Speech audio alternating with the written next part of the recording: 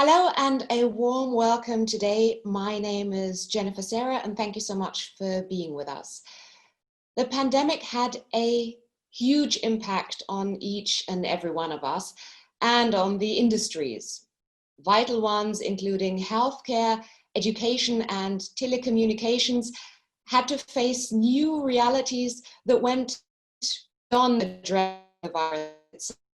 The healthcare industry recognized the importance of technology in gathering data and also in accelerating research and drug development, for example. And the telecommunications industry saw itself face a huge demand on performance, on connectivity, and of course on the infrastructure when almost the whole world started working remote and communicating virtually. And we have now witnessed a radical shift in traditional business models where most companies have reimagined the office workspace through virtual conferencing tools.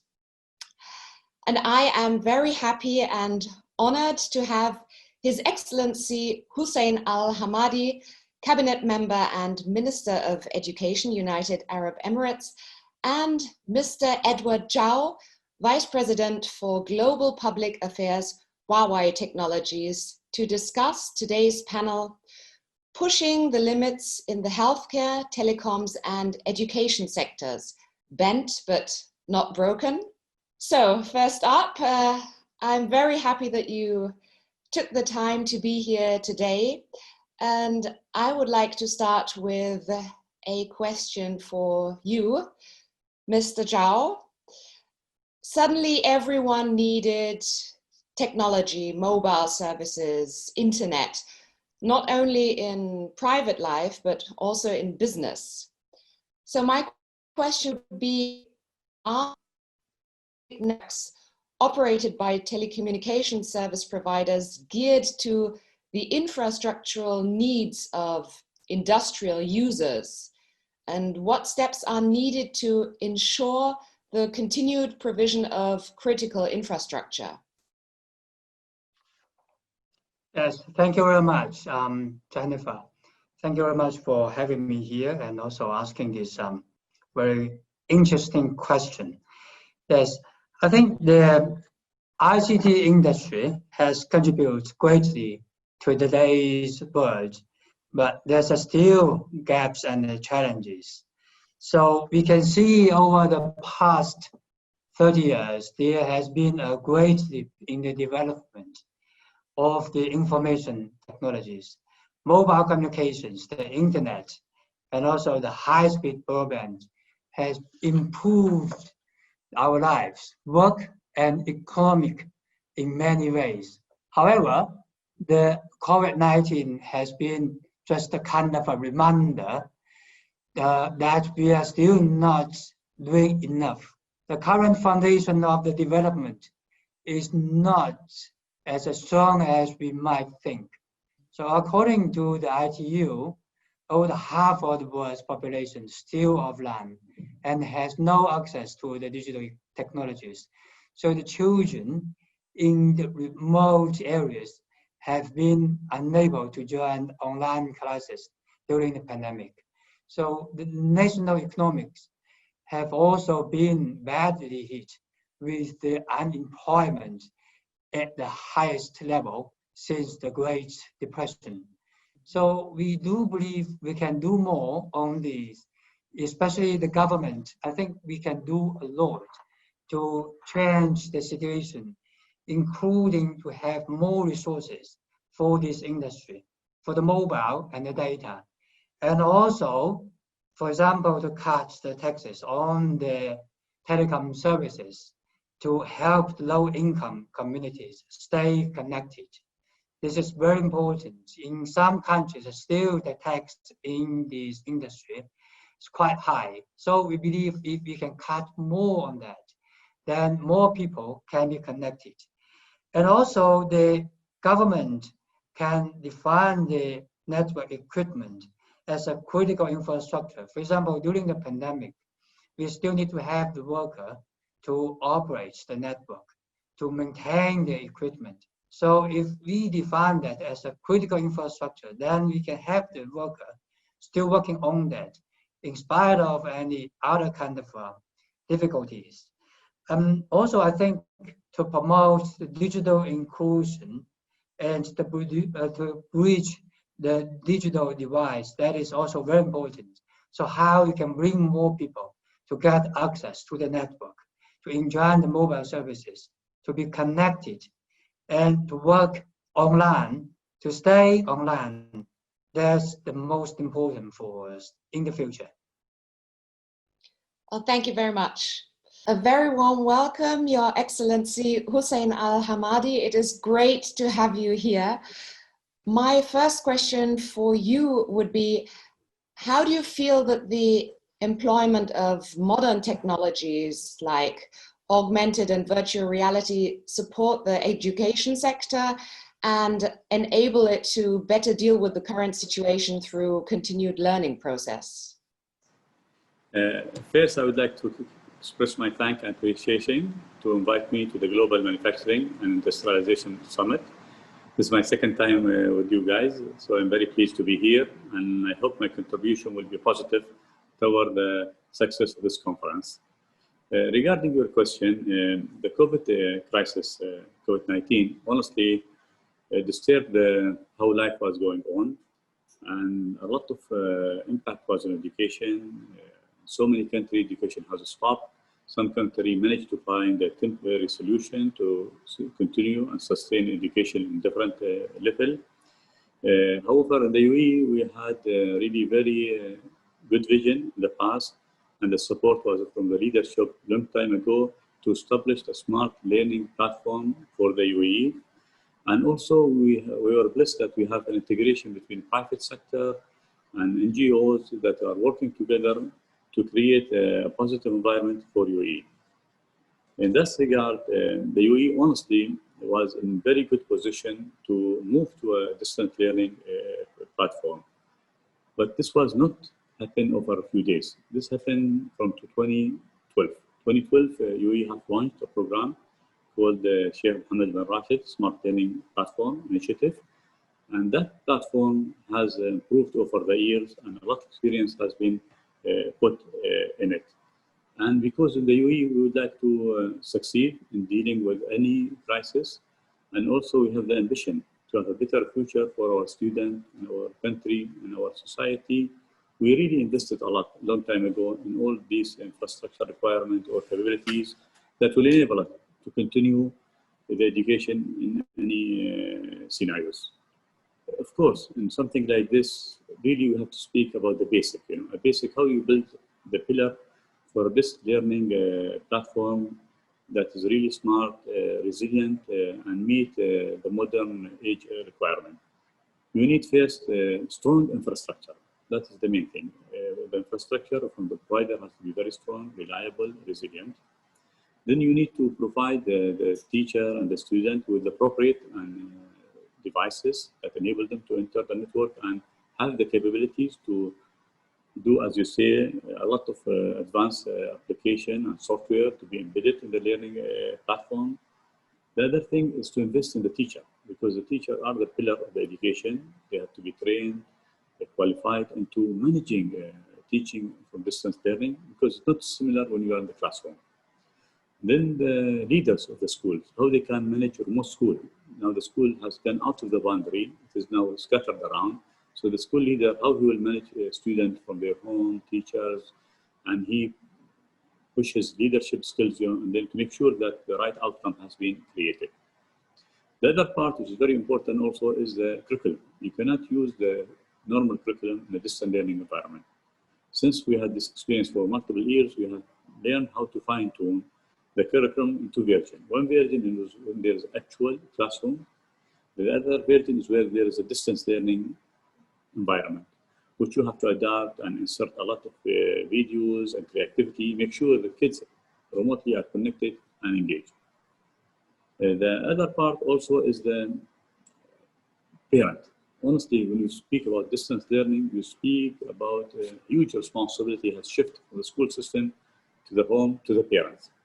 and to train them, to make them understand how does it work, how they can support their kid in a positive way. This is, thank God, because of the virtual environment and the learning platform available in UAE, we managed to train and talk to a lot of parents, and surprisingly, we had a better engagement with the virtual platform with parents. Maybe it's more convenient, I think, for this generation to be engaged in a virtual platform than to invite them to come to school and chat and discuss. So for me, it was a shock to see how much the percentage has increased in this kind of interaction. And then the last thing, which is very important, is to have 24/7 technical support available. When you talk about distance learning, when you talk about kids, they were in a holiday. And when we had our shift, some kids, they were abroad in a holiday with their parents. And when we shift to distance learning, some of the kids were still abroad. So how can you do a technical support 24/7, making sure everybody can access the platform, record videos, and attend the live sessions? So all of this is a very holistic approach. For that, we have established the first, I can say, operation center in the Ministry of Education and satellite operation center to cope with the demand and connect with the parents, with the student, and make sure there's a seamless activity during that period. What we did, honestly, if you want me to elaborate more, is we had like 1.2 plus million students in the general education and higher education that they have to shift over 2 weeks to this platform for full 100% distance learning. We used to do it in a classroom environment, but we never had done this big number into a distance learning. We had to upgrade all the internet speed, almost 100% extra. And I'd like to thank our telecommunicator operator for their fast reaction. Then we added 20 more platforms because what we thought, and our study has shown that not enough, the teacher is not enough. We need to make the student different platform available for him, subject-oriented, like a platform for math, platform for science, platform for reading. So we engage and we integrate all these platforms, and we are continuing to improve this integration in this old platform.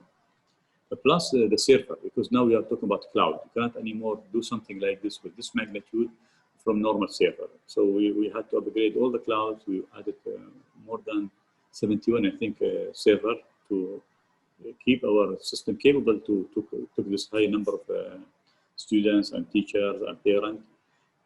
We have to improve the interaction with the LMS, the learning platform, and make it more friendly. And that is ongoing. Even now, we are improving and enhancing. We moved to a digital books because of the COVID-19. It's very not recommended to exchange paper. So we went to all books are virtual, and we all have access to it. Assessment is very important. You have to have reliable, accurate, transparent assessment system that kids from home can do the exams and assessment. The only thing we kept, we mandated to have like a presence with a lot of safety measure. We did it in June. Is our national exam for certain subject like the SAT. You know, we have UAE called MSAT, equivalent to the SAT or the A-level exams. We mandated kids to come to a certain controlled environment with a lot of precaution and safety taking, respecting the distance as per the laws. And thank God we did all this exam, and there was not a single cases happening due to that activities. The other things that we wanted to keep the kids engaged, honestly, is we moved a lot of our activities since distance learning. You know, we want the kid to have sport, exercise, art, music, competition. We moved all these things virtually, and really we learn a lot. We learn first thing is how kids, they are very interested from their home to play their own personal equipment, how they can do exercises at home in a very creative ways. And sometimes the parents, they were joining their kids in these exercises. The other thing is we were able to bring the best talented from abroad to talk to our kids, like very famous musicians or players or somebody else that we were not able to bring to our school. Now we have all the school connected into this platform, and a speaker can talk to them or show them an exercise. And we had a lot of UAE well-known sport winners, you know, have participated. We had a lot of world skill champion, you know, certain skill. They were talking to our kids and showed them the best of the best how to do things. All these were really a positive that we were not able to do in the past. Regarding the continuity of education, we wanted all the time to make sure when the academic year finished, we don't want to disengage kids because it was a pandemic, people are staying at home, we want to engage the kids. So we created a lot of summer camps, virtual camps for kids in different aspects. And attendance was even higher than the normal camps because there was nothing to be done at home, and kids really were engaging, and they were, we had like a lot of competition, exercises, and we screened some people and kids for our future competition, local and regional and global competition. So this is in short what we have done about in this environment.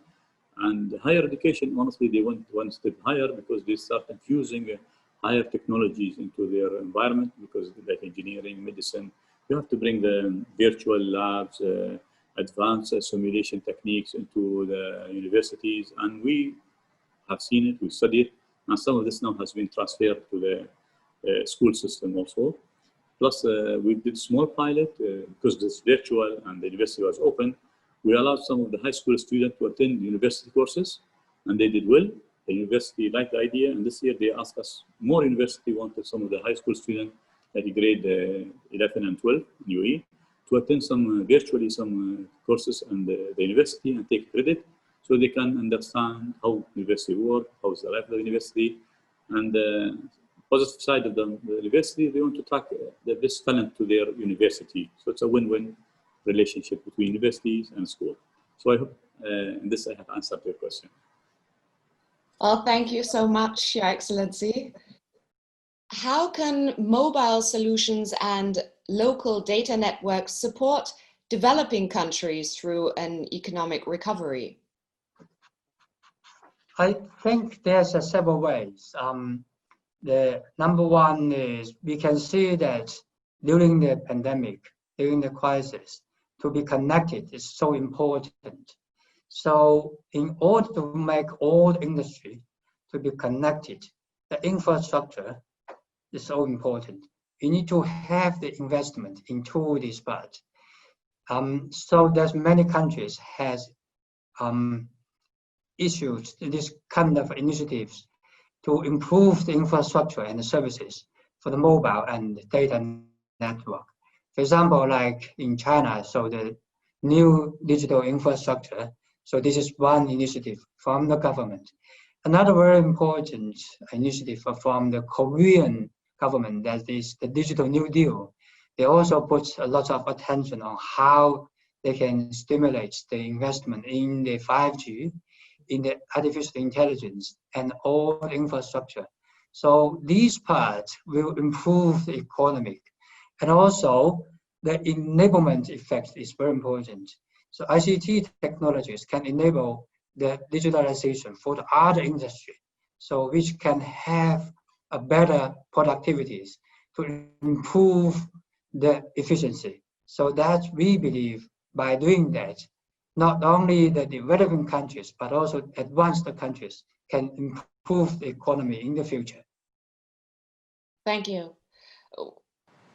Can public telecommunication networks meet the infrastructural needs of users in the educational sector? And what are the necessary steps to ensure continued provision of vital infrastructure in the telecommunications sector? In UAE, we are really blessed that we have two good operators, telecom operators, and they have invested a lot in the infrastructure. So we have like most of the homes, they have fiber to homes.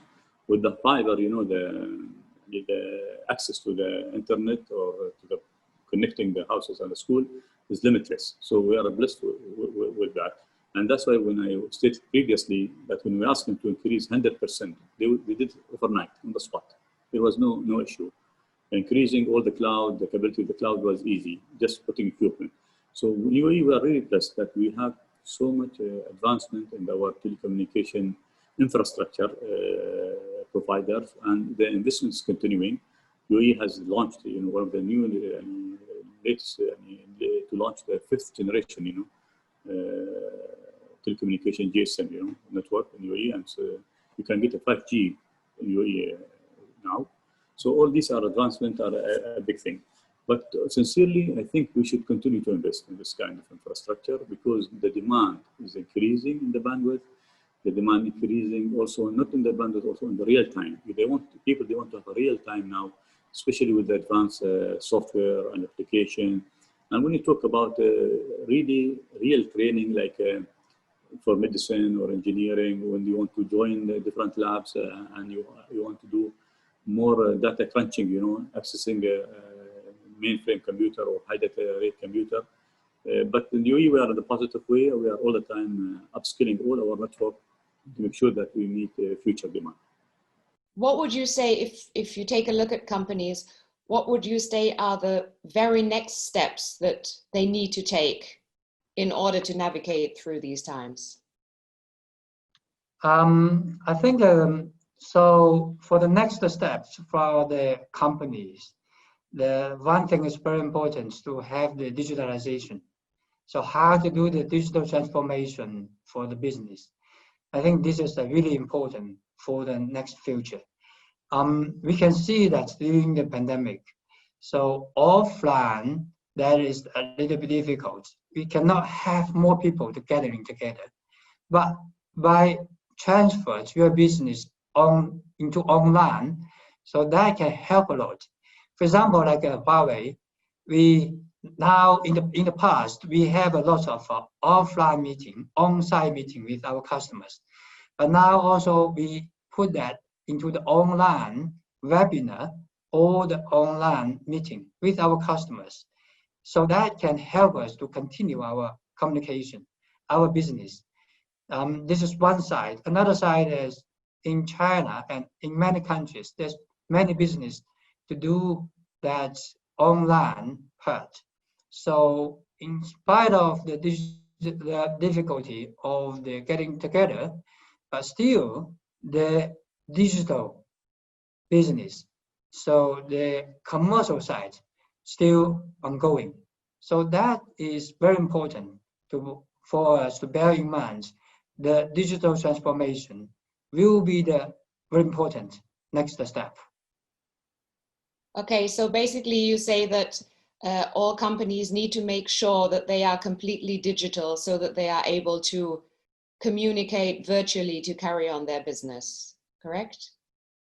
Right. So I think it's not fully digitalization, but some part of the business should be digitalized, especially like the communication side. We need to adopt this kind of new technologies, right? The communication, and also to use more intelligent technologies like artificial intelligence. So I can give you one example. So during the pandemic, so we developed a solution to help the doctor to check the lung scan, because traditionally, if medical doctor manually to check all the images, that will take quite a long time, about 12 minutes. But with the support from the artificial intelligence, that will be immediately. So just by seconds, the machine can help to do the pre-check first. And then if the machine finds there's any problems or something, you send alerts to the doctor, then the doctor to recheck that again. So that significantly improves the efficiency to save the time for the doctors. So that's just one example how the intelligence can support. And do you feel that the pandemic accelerated finding solutions like that? Sure, sure. That they realized in these times how important technology or artificial intelligence is? Sure. I do believe that the pandemic also helped to accelerate the adoption of the technologies. Another example is like in some area, there is difficulty to have the connectivities. So we can build the 5G to use the base stations to build the connectivities to that kind of areas immediately. So that can improve the efficiency immediately, right? I can see that in many cases, the pandemic also helped us to use the technologies to help the whole industries to see how we can adopt the technologies faster than before, and also help the society to understand the technologies. So especially some kind of a privacy issue in some countries, also we can have the solutions to overcome that kind of a barriers in the past. So from this part, I do believe the technologies, the use of the technologies has been significantly improved. And do you feel it's very important now to educate, for example, employees on the use of technologies so that everyone, because I know that some people, when they're older, they are kind of shy to use technologies or to learn new technologies. Do you feel it's important that everyone learns how to use the new technologies? I think that there's several parts. One is about the operation of the company, of the business. So this is one side. Yes, I do think that's very important for the business part to transfer the business to online. So this is one side. Of course, many employees inside the private companies need to be educated to have a more digital skill. Another side is that for the society. Also, I think how to let the society, the people, understand more the technologies. I think that's also very important. But this part is not only from the private companies, but also the government, the public side, should take the responsibility as well. So in general to say, for the whole society, the improvement of the digital skill is needed, especially for some people. If you don't use the digital technologies, you will be behind the improvement of the whole society.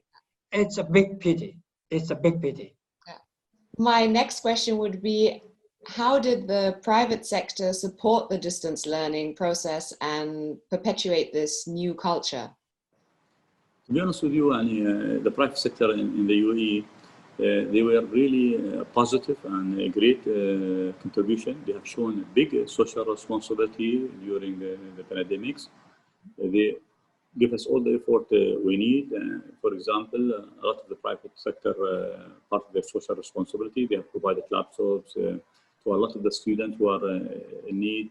The telecommunication operator, they provided a higher bandwidth to, or free even access to some of the people who wanted it, and they could not afford to have a higher bandwidth. In certain remote area, and for example, Yasat, they went and they installed a satellite telecommunication terminal free of charge to the family who wanted. And some kids, because of the pandemic, they wanted to go to their old rest house or farm, which are away from the fiber network. Even that, our operator, they were willing to go the extra mile and provided all these services for free of charge. Of course, the private sector in UAE play a pivotal role in the supporting education in the UAE and enhancing the advancement of the stability and the continuity of education. They played a lot of roles, and all these roles they played were positive, and even they were willing to provide human resources, in certain area. But in general, all this has contributed to a big gain in our education system. Well, thank you so much. That does sound great. I would like to know if there is a question that you have been hearing a lot and where you say, I'm really tired of hearing that question. Well, actually, I have two parts in response. One is the importance of the ICT technologies. So it's very obvious already for the people to understand the importance of the ICT technologies, the ICT infrastructures. That's very useful for the people to enjoy that already. The second part I will say about the cyber security. So these questions, I think, I'm so boring about that? Because obvious it's kind of a political excuse towards Huawei as a leading technologies company. So I'm quite tired to answer this kind of questions. We have the track record in the past. We have the technologies proven on that already. But some people are still using this as kind of a political excuse for some reason. I don't think this is worth to discuss anymore. Where do you see the biggest challenges right now? What are the biggest challenges you feel that need to be overcome? Yes, the biggest challenges in front of us is how to overcome this globalization, especially the technology side. So we can see there's a kind of challenges in front of us, the deglobalization. So especially the technology side is kind of split into different sides. But we know that the standard for the technologies, if we have a different standard, that will increase dramatically the cost for the whole industry. We don't want to see that. So this is a very big challenge in front of us. So we encourage the whole industry.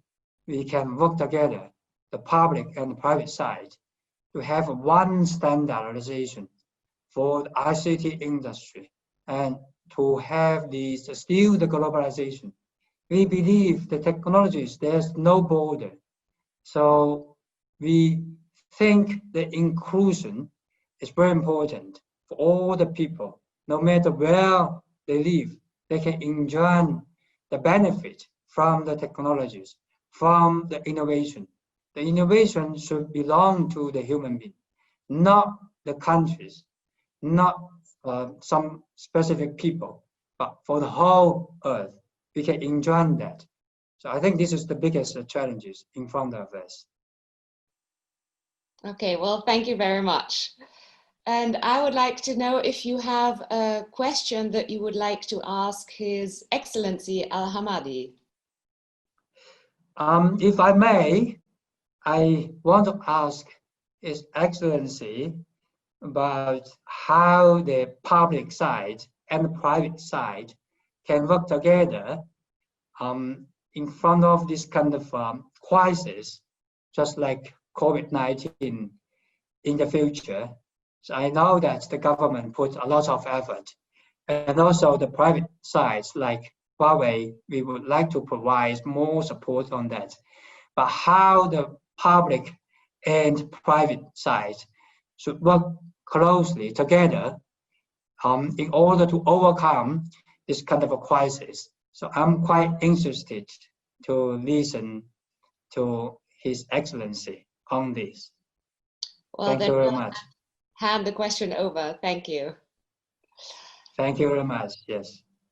In this regard, about how the private and the public sector they can work together, honestly, the pandemic has shown how the we were approaching this integration and cooperation and discussion between private and public sector, and how we were cooperating in the past. But of course, the pandemic took you to the extreme, that you normally did not expect to go to that extreme. And nobody was expecting that a total shutdown might happen. So we learn a lot about how we can function into these kind of extremes. There is a lot of lesson learned, of course, from this, and this will be integrated into future plans. But even though during this period we are improving and enhancing this kind of integration and cooperation, and the idea is to how can we continue business in all aspects of life during pandemics, and how can the country function and the businesses continue, education continue, health sector continue, and we don't have a negative impact even when we want to go back to recovery, because this is the big thing people are really thinking about. And having the public and the private sector working together, even from now and planning forward, is really a big success to have a very successful recovery in the near future. So I wish soon we'll have this happening, and wish all the participants the best luck in that case. Thank you so much, Your Excellency Hussein Al-Hamadi. Thank you so much, Mr. Edward Chow, for your great insights. Connectivity is a word that stuck out to me. Remaining connected and working together, those are vital statements. And this cannot be done without technology. And seeing and recognizing the opportunities that technology brings will be of great importance moving forward in healthcare, in education, and of course in telecommunications. So the limits may be bent, but they are definitely not broken. Thank you very much. Take care and stay safe.